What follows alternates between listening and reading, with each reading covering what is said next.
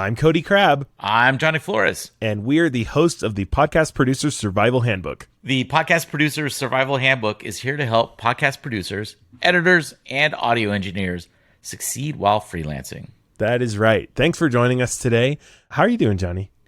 I'm good. I ate a little too much chicken. I grilled some chicken and then had a chicken wrap and then decided to have a second chicken wrap, and now I'm very full. Hey, please don't overwhelm our audience with too much adventure in one day. That is a lot. Good. You've got a lot going on over there. Yeah. What about you? Well, as I was just telling you, I'm just might as well brag about it. One of my clients just got nominated for a Webby. Hi-yo! That is such a big deal. It's like, that's such a big deal. And so I'm excited about that. And I just found that out like right now, before we recorded. Yep. I mean, lots of good stuff. Keeping busy, just, family's good. What did you want to talk about in today's episode? Well, I was kind of thinking there's lots of things we could talk about. We haven't even started yet. So we're like, okay, we have pretty much infinity topics that we could talk about. What is the thing I get the most? The question I get the most often, the thing people want to know the most. And that I would say is probably, how do I find clients? Yeah, for sure. And for the listeners, my dogs are walking in and we have hardwood floors, so you might hear a little tic-tac on the... Just pretend Johnny's typing with big false nails. It's much more fun. No, definitely getting asked about clients. How do I get a client? Yep. What do you do with your clients? So we will have a lot of episodes about clients, but I think, the number one thing I get asked by people new to podcasting or new to producing and editing and doing audio engineering is, how do I find a client? I don't even know where to look. Well, and it's a big question because, when you're just starting out, your skill set is competing with so many people, and like there are a vast number of places that you could go. And it's like, how do you know the right places? How do you know the places that you won't get like stiffed or scammed? How do you know the places that are actually like going to be helpful to you to build a resume and stuff? And building that trust. The scamming part of it too is building client trust also. Yeah. Oh, when you're starting off, people are like, you want me to pay you to do this? All right. They're giving you money out of either their own pocket or their marketing departments paying you out. That money's coming. Well, let's from be real. somewhere. When they first start out, it's almost certainly right out of their own pocket. They do not probably do not have a marketing department if they're especially if you're just starting out. But let's talk about just the first kind of. I think we should talk about kind of, if you were like day one, you had to start from scratch. Where would you go to find some paid work fast? That is like not long-term building relationships kind of work. Like, I need to get paid for this today. I'm going to contradict that and say you might want to start off doing some volunteer or pro bono work to build up your portfolio, to have examples that you can show on your website or in a PDF link where they can just go right to your work samples. Otherwise, you could try Fiverr and Upwork. I know people who've had good luck on Fiverr and Upwork. I never have. Yeah, I was going to say, I've never heard of that. Yeah. Fiverr and Upwork is, I think, a race to the bottom. Everybody's sort of undercutting each other to get that work. Well, and the thing is, like, our audience is probably mostly going to be in the US. You're competing with people that can work for like $5 an hour. Yeah. Like, you can't compete with that. Yeah. So actually that brings up a really good point. Why even try to compete with that? Don't. Just do it for free until you can actually get something that pays a half decent amount, That's a really good point. So like, instead of trying to fight with these other people that are, just build your resume for free. We could do whole episodes on networking, but it's a really good way to like build up relationships with people in your community that have other coworkers or other businesses or nonprofits that they work with that will ask like, oh, you had a podcast. Who helped you with that? Mm-hmm. And then word of mouth is probably the number one way to get business. It's definitely been for me. Referral. Just doing good work and and also I think importantly there, once you've found like a couple of people that will give you repeat business, and that's one of the best things about podcasting as a freelancer is that it continues. It's not just a one-time thing.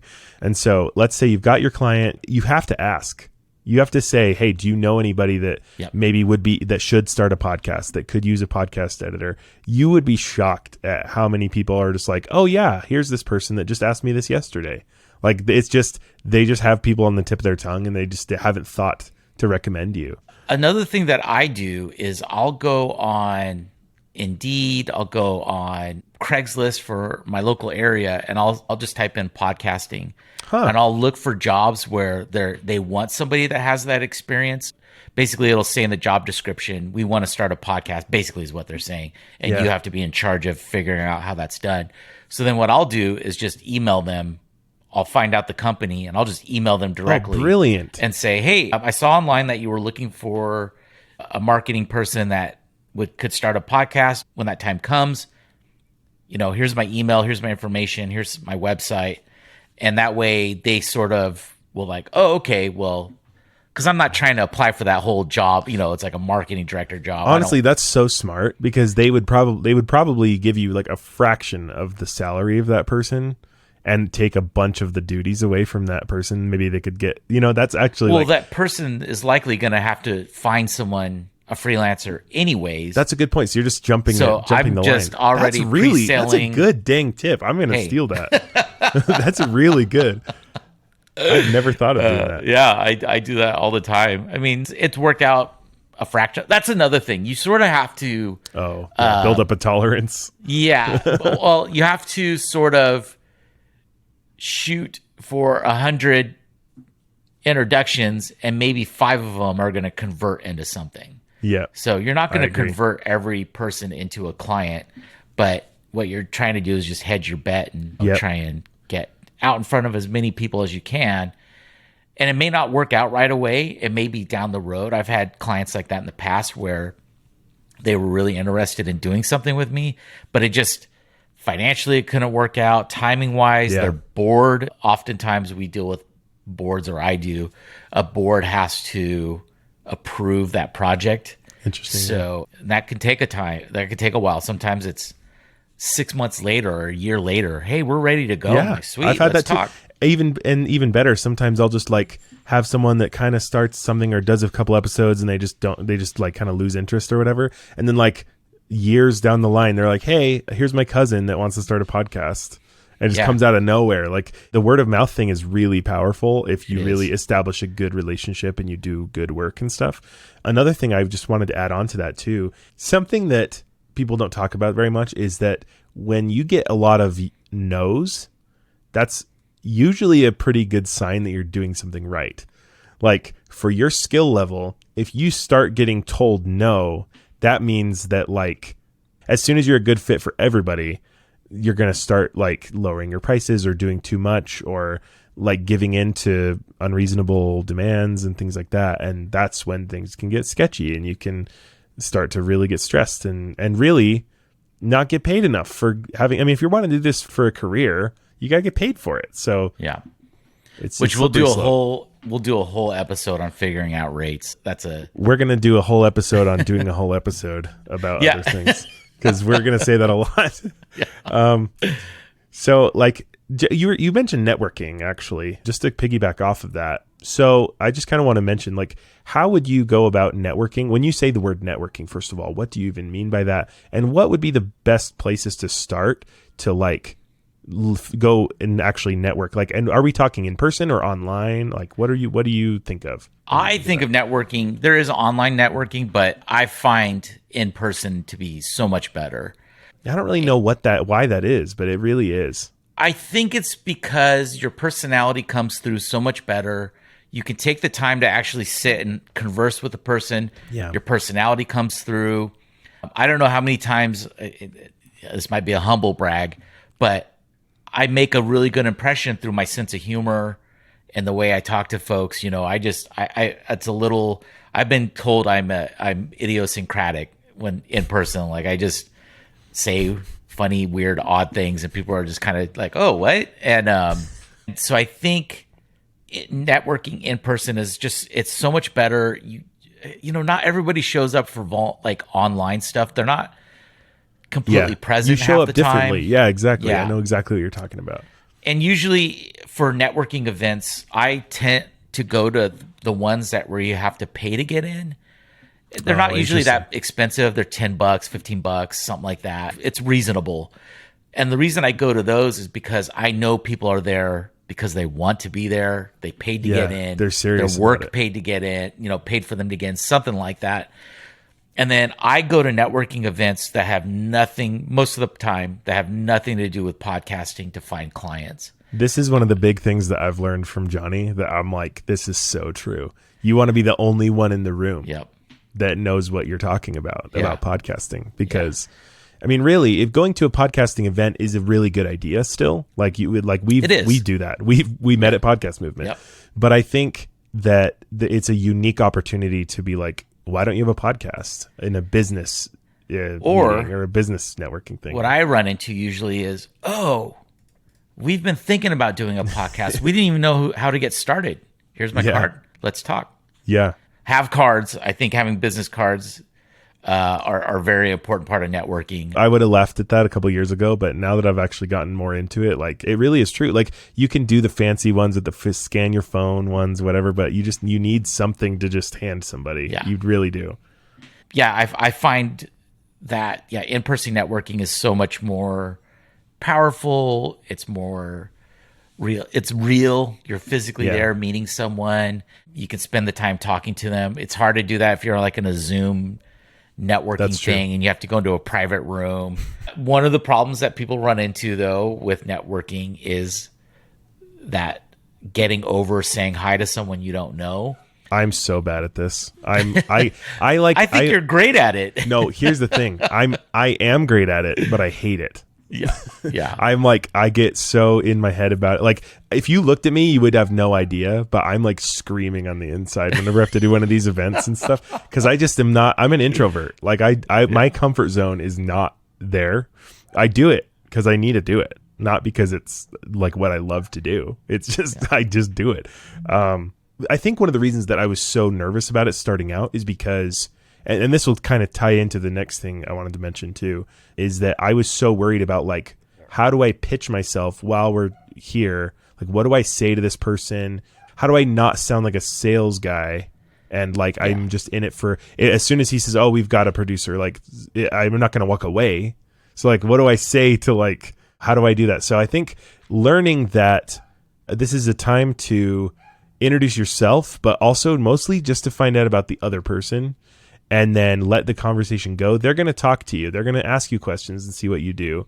And if you want to bring up that you're a podcast producer, the opportunity will come. Just hold back. Like what you want to say is, hello, I'm Cody Crabb and I am the owner of, you want to mention everything right up front, but just asking questions about stuff that they're doing right now, stuff that they have going on, and it'll come up. I think that's the biggest lesson I've learned, is that you just got to kind of shut your mouth a little bit. Maybe it's just because I'm a talker. Yeah. But I think I am. I'm monopolizing no. And that's why I like going to networking events where it's not podcast related.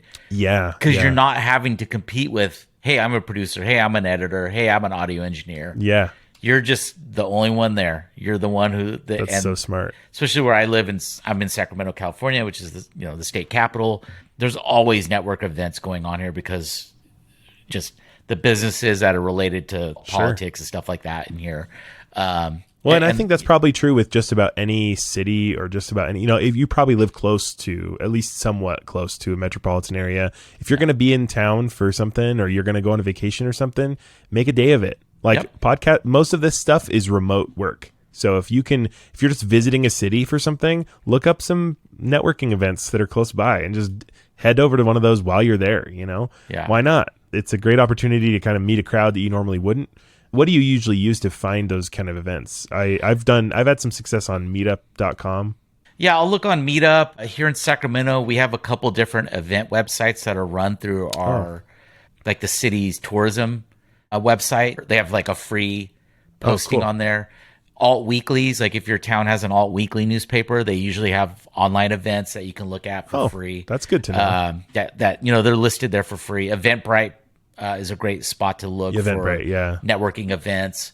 And you can sort like by category and stuff on there. So just put in networking. Honestly. And I think that tip about paying a few bucks to get in is really good, because there is something about paying $1 versus no dollars that really just weeds out the goobers, like that don't really, you know what I mean? That are just there for reasons you can't figure out. Like they're not really taking it seriously. Like that little bit really does help. I've actually seen that as well.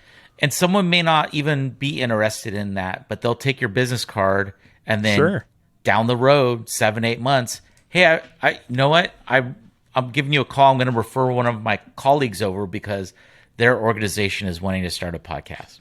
Yeah, you're basically creating and the other thing too, just as a tack on to this, is I also created a referral program because I was like, I need to grow fast. That was my main thing, is like, I need lots of clients quick. So I was like, and I'm aggressive with it. Like I don't hold back. I'm like, I'll give you a free episode if you bring me a new client. Wow. So I'm like, I'm hardcore when it comes to referrals, and I get so many referrals. My clients, especially one client, the reason I'm probably able to do this is because of one client. She has referred me so many people, and I'm like, and you don't have to even pay anything unless they are like give up the money from the episode, I guess, if they don't sign on. So you're really not at a loss, and the new person's going to pay you too. So like really you don't lose anything. You maybe like lose a little money, but like it's really like, and then they kind of have your name on the tip of their tongue because they're thinking about like cha-ching, right? So like and I've noticed that like I get mentions I get emails all the time from like, hey, I got referred by this person or this person. And then sometimes those referrals will be better clients than the actual one that referred you. I mean, I've had that happen many, many times. Yeah. So referrals are by far the best way to do it. And I highly recommend doing a referral program if you're starting out, because that's a really good way to kind of build a network of people looking for you. And the more aggressive and bigger incentive you give them to do that, the more you'll get. So what about a pitch? What do you say when you meet somebody and you're like, this is what I do? Yeah. I hate that. I hate when it's in person because I like to take my time with it and really like cater it, do some research on the person first and like really cater it to them. Because I think people don't do a form ever. Do not have a template. Have a general template of like an outline of what you want to say, but personalize every single email you send to these people, because you can tell when someone has sent you a template. We have the internet. Google this person's name, Google their business, find out exactly what they do, give them some ideas to start out, like just a couple of like, oh, you know what, your content would be so good for like YouTube Shorts. You should do like some short form content. I'd love to show you how to do that. Let's get in touch about this podcast. Like there's so many things you can do that really make it obvious that you're actually taking an interest instead of just sending a template with their name filled into it, Yeah. That would be my advice for like sending a pitch, because that's what I prefer doing. I do that most of the time, is instead of like the actual in-person stuff, is do some research and really physically write out an email, or have ChatGPT do it. Write out an email that really hits on the points of what they do and how you could help them specifically. That'll be way more effective, and you'll start off on the right foot, I think, if you do that. Yeah. So you're talking about in person. So what are your tips for like in person pitches and stuff? In person, I tell them exactly. I say, I can help you with everything except being on microphone. So I'll help you develop your show. I like that. Yeah, I say I do everything but host. And then they'll say, well, what do you mean? I say, well, I can develop your podcast for you. I can produce it. I can run the technical side of it, recording, editing. And then I'll help you also with the creative side, figuring out the name of your podcast, how it fits your mission or your goal. And please correct me if I'm wrong. Cody, you work more with individuals, and I work more with like organizations and businesses, correct? Typically, but usually my clients are also business owners. Like there'll be like a life coach with a life coaching practice, or it's something kind of like both. That. So somewhat both, yeah. But most, I would say kind of like individuals with businesses is probably what I would do. But yeah, so I just as quickly as possible tell them what I can do for you if you're if you want a podcast. And then when they ask a little bit more, then I'll say, I have strategies for business or audience growth, and to, avoid the mistakes that new podcasters often make. And we'll also curtail the podcast specifically to who are you trying to get more business? Or are you just trying to be the industry expert? Is it B2B? I do have a question. Do you give pricing, like full transparent pricing from like the first pitch? Because I know a lot of people do that. I tend to not do that because I do. Oh, you do? I do. I feel like your pricing though is different in a way, because I feel like you're kind of just like, boom, here it is. This is my pricing. That's it. And this like, it includes everything. But I don't really, I'm kind of more a la carte, where I'm like, I have like each individual thing costs an amount. Well, so I say you for 2 tracks with me acting as your producer, director, and editing that at about however long that takes. Well, it'll take 2.5 hours to do this 30-minute episode, to turn it around and put it all together with one re-edit. It costs this much. And then they're like, okay, great. And I said, that there's some wiggle room there, depending on what you want to do and depending on how many people are going to be on the podcast. But here's my set rate for this. And then they know right away, okay, cool. Yeah, that seems like within the reach of our marketing department, or that might be a little high, but let's talk.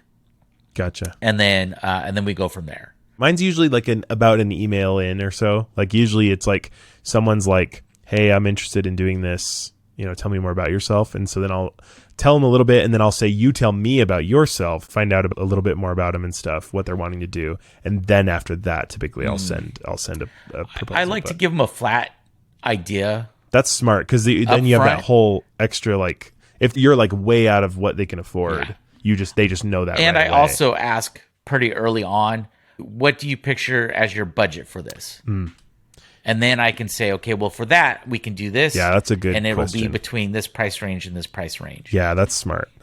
And that way, we're not doing this dance and I'm wasting my time. They're not wasting their time. I'm not wasting my time. And there's going to be a lot of that, especially as you start out, because your prices are probably rock bottom. Like, they're as low as they're going to get right when you start out.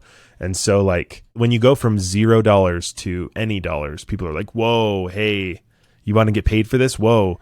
It's so hard to, like, get that mindset out, but people are going to make you feel bad for asking for money, especially if you're starting out. Don't. You're providing a service. If you have crappy clients, they are. I mean, my clients don't do that anymore. I never felt bad about asking. It was just not that you should feel bad. I'm saying that some people will make you feel like you want to pay, you want to charge money for this.